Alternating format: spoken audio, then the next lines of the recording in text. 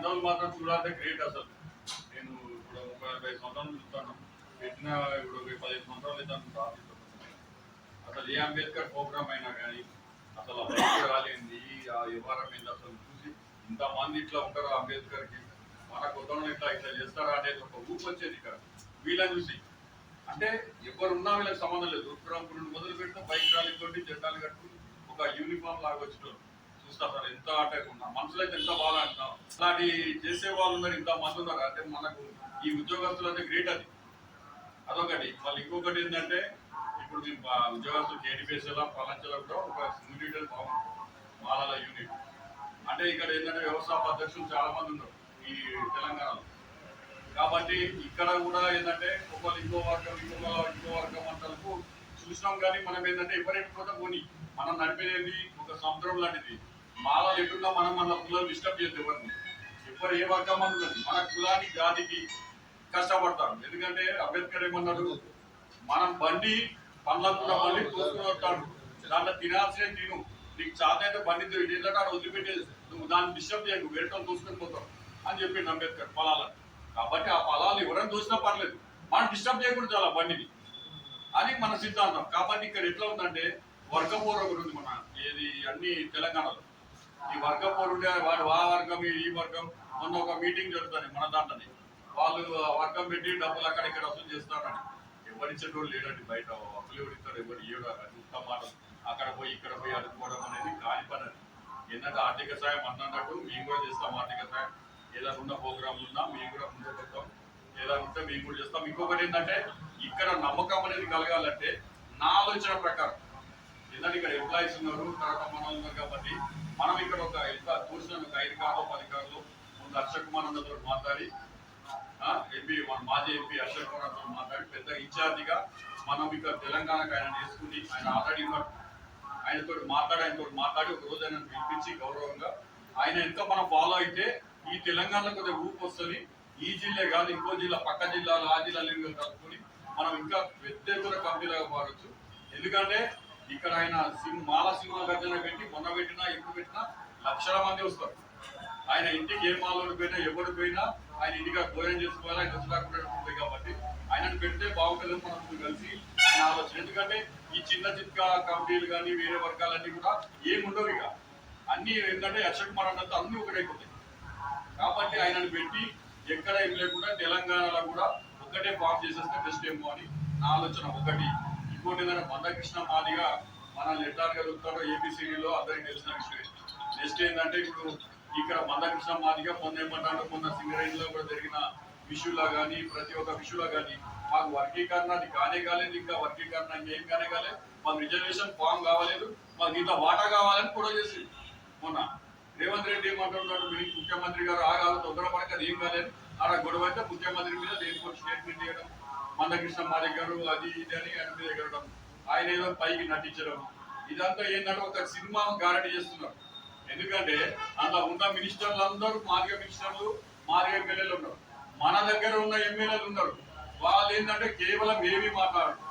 ఇప్పుడేది మన చాలా మంది ఉన్నారు మన వాళ్ళు కూడా. బట్టి విక్రమార్క అదే ఉప ముఖ్యమంత్రి, తర్వాత వాళ్ళ అన్న కూడా మల్లురవి అయినాయి స్పీకర్. ఇంకా టోటల్ గా ఇప్పుడు మన అందరు ఉన్నారు, చాలా మంది ఉన్నారు. వివేకానంద ఉన్నాడు, వివేకానంద మనం మాట్లాడితే నోరు చూపిస్తారు. ఇట్లాంటి ఏంటంటే బీజేపీ మాత్రం బాగా సపోర్ట్ చేస్తుంది మందకృష్ణ మాదిగ గారికి. అదే కిషన్ రెడ్డి కానివ్వండి, ఇప్పుడు తర్వాత పోతే మన ఇట్లా టోటల్ మోడీ గారు కానివ్వండి, ఇట్లా మన వీళ్ళందరూ కూడా బాగా సపోర్టింగ్ వల్ల ఇది ఉన్నది. ఆయన కనుక్కున్న జడ్జిలను పెట్టేసి ఆ వర్గీకరణ చేయించి ఒక లాయర్ వ్యతిరేకించింది. కాబట్టి ఇది ఏంటంటే వర్గీకరణ అనేది మొత్తం ఆ ఇండియా మొత్తంలో కూడా వ్యతిరేకత ఉన్నది.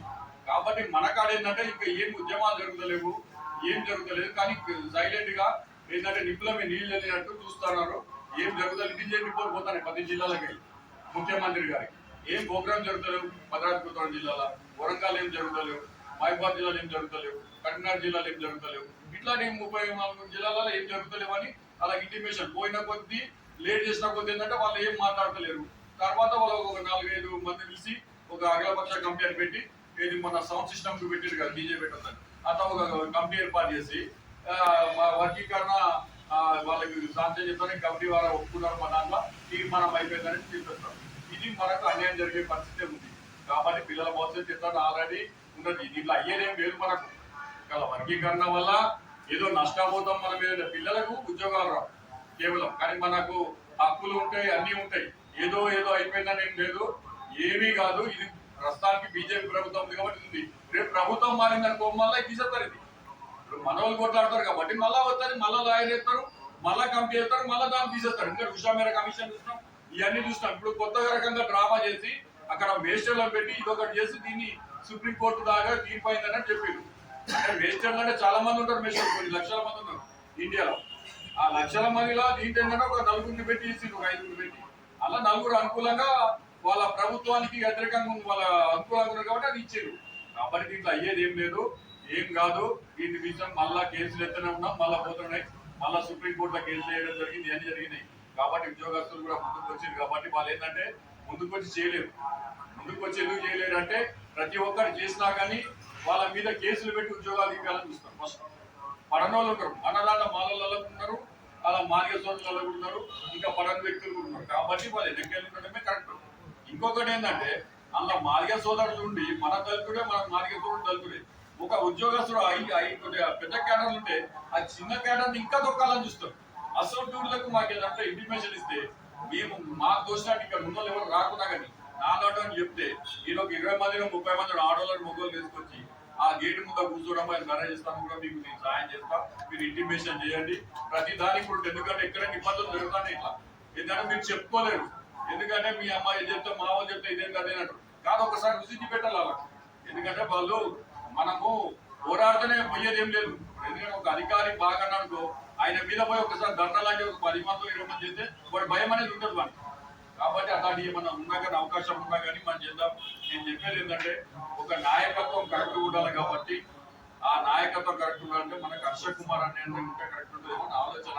మీ ఆలోచన బట్టి నాకు ఏదైనా ఒక విషయం చెప్తే మనం ఇప్పుడు కానీ ఒక నెల కానీ ఒక వారం కానీ వచ్చే నెల కానీ అంటే పోయి ఆయనను పిలిపించుకుని ఒక ఘనంగా ఒక మీటింగ్ లాంటిది ఏర్పాటు చేసి ఒక ర్యాలీ లాగా తీసుకుని మన మార్కెట్ యార్డులో ఎక్కువ పెట్టేసి హర్ష కుమార్ తోటి మనకు అనేది ఒక రూప్ అనేది వస్తుందన్న ఆలోచన.